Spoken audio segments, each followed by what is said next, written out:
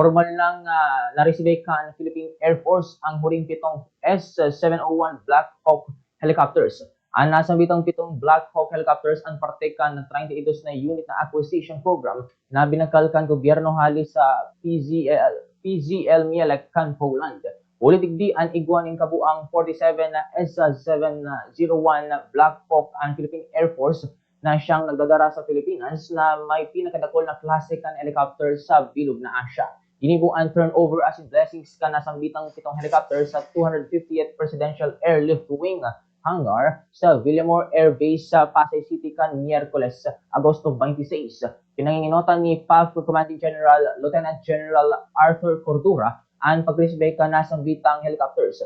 Ang 32 unit acquisition ang ikontrata kan 2022 sa irarom kan modernization program kan Philippine o Armed Forces of the Philippines o AFP. Sinabi pa ni Cordura na napunan na ng patagal na kakulangan kan combat utility helicopter capability kan Philippine Air Force. Taong 2019 kan pinirmahan kan Philippine Air Force ang para sa 16 na S-701 Black Hawks na ini na i-deliver po on 2020 hasta 2021.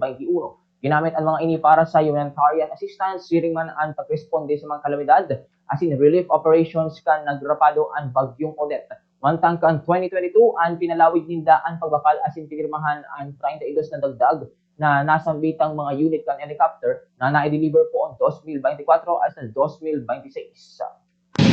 Basically, more Black Hawks can cater to various operational missions simultaneously.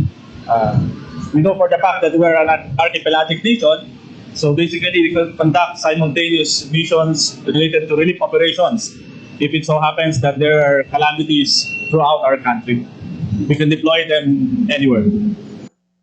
Yan ang naging pahayag ni Major General Moises Micor, ang Commander kan Air Mobility Command ng Philippine Air Force.